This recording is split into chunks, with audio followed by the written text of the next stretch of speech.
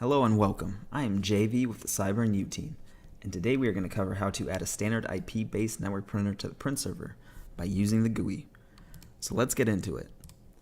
And we're going to start off by going to the bottom left here, opening up our server manager, just to verify that we have the print server role installed. We have print services right here on the left pane, and we're going to go up to tools at the top right here and click on print management. Now we have this box right here. So just to verify, you have their print servers, your actual DC, which is the print server for my environment. You got your ports right here and your printers. So just to add a printer is fairly simple. You go to the middle pane, right click, add printer. And then today we're going to create a standard TCP/IP printer. If you have existing ports that you created previously, you can use those as well, just so you don't create 1,000 different type of ports when there's open ones already. So we're going to go ahead and do an add TCP/IP, hit next, specify the IP address, which will be 131.2.2.2 today. And this will be the IP address of the actual printer itself if it's already connected to the network. And then I'll go through attempting to contact it. And then I'll attempt to detect the TCP/IP port. Since this printer doesn't actually exist, it'll ask for more information. Sometimes on your domains, it'll go through the same thing. I generally just use the generic network card. So just hit next. And then I'll go through attempting to detect the printer driver to use for your printer itself. If it can't automatically detect it, it'll ask you to either use an existing printer driver on the computer or install a new driver. You're most likely going to have to do an install a new driver. So we're going to hit next.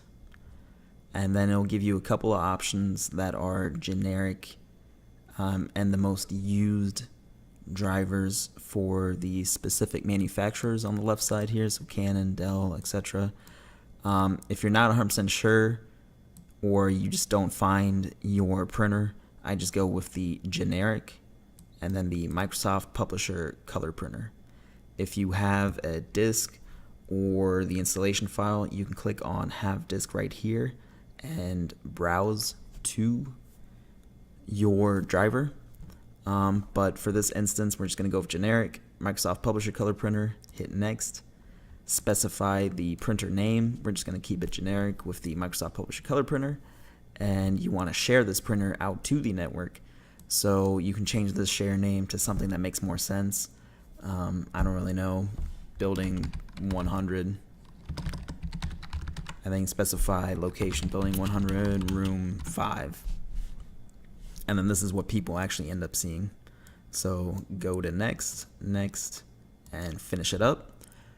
And then just to verify, this is the one that we just created, Microsoft Publisher Color Printer. You can right click, hit properties, and you can go through this here as well, share this printer if you want to change the actual share name. You want to list it in the directory, most likely in your domain, so that when people go to search for a printer, they can just find it that way rather than having to add it themselves. Here you can select a different port just in case you ended up messing up on the port and you want to use a previous one. There's a couple more advanced ones. If you end up finding your driver, you can add it here, change it. You can allow this printer to only be available from certain times and days. And that is the gist of adding a printer. So today we covered how to first add a standard IP-based network printer through the GUI.